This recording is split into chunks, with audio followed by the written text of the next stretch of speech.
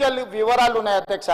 Individual వివరాలు ప్రజలకు ఇవ్వడానికి వీలు లేదు. ప్రభుత్వానికి ఆ వ్యక్తికి మధ్యలో ఉన్న సమాచారము ప్రభుత్వం కాబట్టి ప్రభుత్వం మీద నమ్మకంతో ఇచ్చారు. ప్రభుత్వం కస్టోడియన్.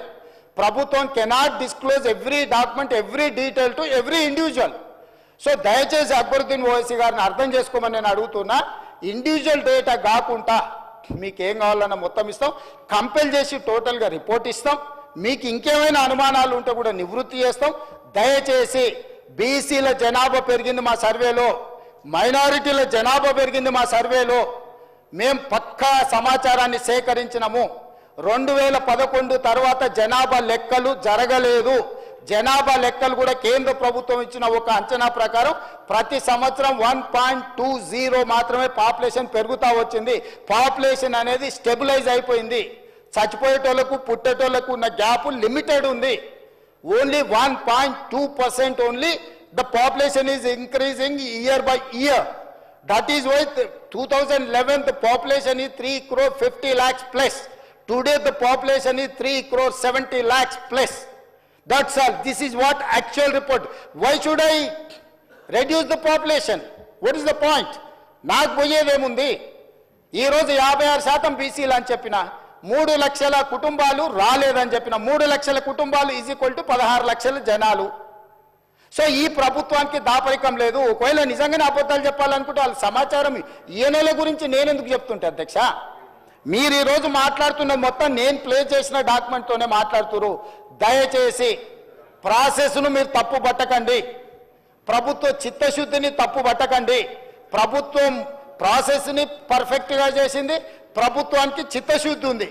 దీన్ని ముందుకు వెళ్ళేటప్పుడు ఆ బలహీన వర్గాలకు ఎట్లు ఉపయోగిద్దాము, ఇంకా పకడ్బందీగా ఎట్లా అమలు చేద్దాము, రేపు జరగబోయే జనాభా లెక్కలలో దేశం మొత్తము బలహీన వర్గాల లెక్కలు ఎట్లా తీద్దాము, దానికి మీరు సూచన చేయండి, సలహాలు ఇవ్వండి, సహాయం చేయండి. మీరు అందరూ అండగా నిలబడితే తెలంగాణ ముఖ్యమంత్రిగా కేంద్ర ప్రభుత్వంతో నేను కొట్లాడతా. వెళ్ళి రాహుల్ గాంధీ గారికి చెప్తా, పార్లమెంట్లో నిలదీయండి, తెలంగాణ చేసింది దేశమంతా ఇట్లా చేయమని చెప్పుండ్రని. అంతే తప్ప మిత్రుడు పాలు శంకర్ గారికి నేను సూచన చేస్తున్నా, అబద్ధాల సంఘం చెప్పే అపోహల బాటలు పడకు మిత్రమా. ఇక్కడ ముఖ్యమంత్రి ఉన్నాడు, ఎప్పుడు కావాలన్నా అప్పుడు కలుస్తా నేను. మీకు ఏం కావాలన్నా మీకు అనుమానాలు ఉంటే నివృత్తి చేస్తా. నేను ఎప్పుడో ఒకసారి అమావాస్య పుణ్యానికి బయటకు కనిపిస్తాను కాదు, 24 గంటలు అందుబాటులో ఉంటాను. నీకు తెలుసు, నీ మిత్రులకు తెలుసు. నేను నచ్చినా నచ్చకపోయినా, ఒకవేళ నేను వ్యక్తిగా నచ్చవచ్చు నచ్చకపోవచ్చు, కానీ నేను మీ అందరికి అందుబాటులో ఉన్న ప్రజాప్రతినిధులకు 14 నెలలలో ఏ ఒక్కరోజైనా నేను సెలవు తీసుకున్నానా? ఏ ఒక్కరోజైనా ఎవరైనా వస్తే కలవలేదా? కాబట్టి ఈరోజు ఈ సమాచారానికి సంబంధించి కూడా మా మంత్రివర్గం, కమిటీ చైర్మన్, లేకపోతే మా డిప్యూటీ సీఎం గారు, మా లెజిస్లేటివ్ ఆఫీస్ మినిస్టర్ గారు, అదర్వైజ్ ఆఫీసర్స్, మీరు ఏం కావాలన్న సభలోనే కాదు సభ తర్వాత కూడా మీరు రాండి. ఫైనల్గా నా సూచన ఏంటంటే, ఎవరైతే ఇందులోకి రాలేదో, ఈ సర్వేలో భాగస్వాములు కాలేదో, ఇప్పటికైనా జనజీవన స్రవంతిలోకి రాండి. చంద్రశేఖరరావు గారికి, తారక రామారావు గారికి, హరీష్ రావు గారికి నేను విజ్ఞప్తి చేస్తున్నా, దయచేసి మా శ్రీనివాస్ యాదవ్ గారి మనసును అర్థం చేసుకోండి. ఆయన మనసు, ఆ పక్కలున్న మా మిత్రుడు గంగుల కమలాకర్ కూడా బాధపడుతున్నాడు. అరే మా బీసీల కోసం ఒకసారి లెక్కలేసినప్పుడు మా సార్ లెక్కలకి వస్తలేడు, ఎల్లుండి పొద్దుగాల మేము ఏం మాట్లాడతామని. దయచేసి నేను మిమ్మల్ని కోరుకుంటున్నా మిత్రులారా, దీంట్లో వ్యక్తిగా లేకపోతే పార్టీగా లిమిటెడ్ మేమేదో లాభం ఆపేక్షించి చేస్తలేం. ఒక మంచి పనికి ముహూర్తం పెట్టినాము. ఈ మంచి పనికి అందరు సహకరించండి. మీ నాయకులకు కూడా చెప్పండి, డిఫర్ అయితే డిఫర్ కానివ్వండి, నేను డిఫర్ అయ్యేదాన్ని నేనేం ప్రశ్నిస్తలేను. కానీ ప్రభుత్వం చేపడుతున్న ప్రక్రియను వాళ్ళు పాల్గొనకపోతే మొత్తం ప్రక్రియ మీదనే అనుమానం వస్తుంది. దాంతో ప్రక్రియ మొత్తం నిష్ప్రయోజనం అయింది. ఏ ఆలోచన, ఏ ఉద్దేశం బలహీన వర్గాలకు ఉందో, మా మిత్రుడు గంగుల కమలాకర్ గారికి, మా శ్రీనివాస్ యాదవ్ గారికి ఏదైతే ఉందో ఆ పర్పసే డిఫీట్ అవుతున్నది. పర్పస్ను డిఫీట్ చేయకండి. పొలిటికల్గా నాతో డిఫర్ అయితే డిఫర్ కాండి. I do agree, I have my own platform, you have your own platform. You can argue on your platform, I can argue on my platform. But the purpose is something different from politics. ఇది రాజకీయాల కంటే అతీతమైన ఒక మంచి ఉద్దేశంతో ప్రభుత్వం చేపట్టింది. దయచేసి నేను నచ్చలేదనో, లేకపోతే అడిగిన వివరాలు ఇస్తే మీకేమన్నా వ్యక్తిగతంగా ఇబ్బంది వస్తుంది అనుకుంటే రేపు ప్రజలకు జవాబు చెప్పాల్సి వస్తుంది, నాకు కాదు. ఈరోజు తెలంగాణ సమాజంలో ఉన్న 56% బలహీన వర్గాలకు ఈ సమాచారాన్ని ఇవ్వని ప్రజాప్రతినిధులు సమాధానం చెప్పాలి. వాళ్ళ నియోజకవర్గంలో ఉన్న ఓటర్లకు ఆ బలైన వర్గాలు ఓట్లు లేకుండా మేము ఎమ్మెల్యేలు అయినామని చెప్పగలరా అధ్యక్ష? ఆ ధైర్యం ఉందా? ఇవాళ బలైన వర్గాలు దళితులు నాకు ఓటేస్తే నేను ఎమ్మెల్యే ఇక్కడ కూర్చున్నా అధ్యక్ష. ఇవాళ ఈ ముఖ్యమంత్రి అయినా అంటే ఆ బలైన వర్గాల ఆ దళిత గిరిజన వర్గాలు మనల్ని గెలిపిస్తూ వచ్చినాం. మీరు ఎమ్మెల్యేలు అయిందా? ఆ బీసీల ఓట్లు లేకుండా ఎమ్మెల్యేలు అయిందా? ఇలా బీసీల లెక్కలేసినప్పుడు మేము సర్వేలో పాల్గొనము. మాకు రేవంత్ రెడ్డి జుట్టు నచ్చలేదు, లేకపోతే రేవంత్ రెడ్డి ముక్కు నచ్చలేదు. రేవంత్ రెడ్డి కోసమా ఇది? రేవంత్ రెడ్డి నచ్చొచ్చు నచ్చకపోవచ్చు, ఇది బలహీన వర్గాల కోసము పనిచేస్తున్న విధానము. ఇది ప్రభుత్వము. ఈ ప్రభుత్వ విధానంలో బలహీన వర్గాలకు మేలు చేయాలనే ప్రయత్నం చేస్తున్నాం. దయచేసి చిన్న చిన్న కారణాల చేత ఇంత పెద్ద లక్ష్యాన్ని బలహీనపరచకండి అని చెప్పి నేను ప్రధాన ప్రతిపక్ష నాయకుడికి వాళ్ళ ఎమ్మెల్యేలకు నేను కోరుకుంటున్నా అధ్యక్ష.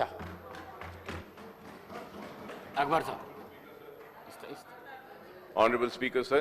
Sir, I thank the Honorable Chief Minister Saab for giving a detailed reply to the demand made by me. Sir, I thank him very much, sir. Sir, as far as MIM party's demand, once again I would like to say, sir, this Samagra Kutumba survey abstract, the way it is, I was expecting the report to be in that same way. And I would have been more happy and satisfied if the government would have come or my learned minister Saab would have said, okay, yes, we will table the report. We are just waiting for the details of KCR Saab, KTR Saab, Harish Rao Saab and others. The moment we receive the details, we will table it. So sir, मैं यही बोलूंगा आपसे कि report is a necessary, sir. Abstract form में तो आना चाहिए sir report. आप छोटा कर दीजिए, 100 पेजेस में कर दीजिए, करके रिपोर्ट दीजिए. कैबिनेट सब कमेटी भी रिपोर्ट को स्टडी करी. Then that cabinet committee has given that report and it was discussed in the cabinet and all that could be tabled and sir, the state will appreciate this. Okay, yes, these people are very sincere, they are committed, they are going to share, and I thank the Honorable Chief Minister Saab, or he has replied and he said that they will table the report, sir. Sir, I also would like to say that, sir, कि हमारे minister साहब बोले 10 volume में है, 20 volume, 4 volume, क्या की बोले sir, pen drive में दे दो साहब, हम निकाल लेते हैं. Clarification, sir. Sir, this is a statement which we are laying before the House. We have never mentioned that we will be putting a report on the floor of the House. On the statement, sir, when you directed us that you will be inviting for a small debate because this is a important subject. Sir, this is the basic objective what the report has recommended. Sir छोड़ो सब, वही गलत हो जाता ना. नहीं साहब, हम गलत हो जाएंगे. आप sir definitely we would like to request Akbar Owaisi Saab to give the possible and positive response to the statement. Thank you. I thank the Honorable Minister for Legislative Affairs also, sir, for replying. Sir, only reason is that complete details I am saying, sir, is that we will get the district-wise detail as to where, how many SCs are there, STs are there, BCs are there. That is why I was just requesting, sir. And everything, all the subcast also will come in that. So that is the reason why I was mentioning that it will be helpful for everybody, sir. Sir, and also, sir, going further ahead, sir, I would not go into the details, sir. I'll just want to say that earlier initiating my speech, I had mentioned that BCs के साथ नाइंसाफी हुई और हर किसी ने नाइंसाफी की और कभी भी BCs को उनका हक नहीं दिया गया. सर, मैं जब कह रहा हूं तो शायद लोग इस बात को नहीं मानेंगे, but sir I have the details of BC Welfare Department budget, sir, from the year 2014 and 15 to the year 22-23, sir. तो ये मेरे पास 8 साल का डेटा है, सर, और 8 साल के डेटा में, sir, Telangana BC cooperative finance corporation, Telangana Most Backward Development Corporation, Telangana Washermen Cooperative Society Federation, construction of Dhobi Ghats, Telangana Nai Brahmin Cooperative Society Federation, Telangana Toddy Tappers Corporate Finance Corporation, Telangana Videra Corps Society Federation, Telangana Sagara Upara Corp Federation, sir, Telangana Valmiki, sir, Telangana Kishan Balija Poshala Corp, sir, and Telangana Bhattaraja Corp, sir, and Telangana Kumari Shali Vahana Corp, sir, and Telangana Madira Finance Corporation Limited, Telangana Vishwa Brahmin Cooperative Society, sir. Sir, in this total 8 years, sir, the allocation which was made, the allocation made was 6,607.48 crores, sir. 6,607.48. But the real expenditure, the BRS government was there in power, sir. The real expenditure out of 6,607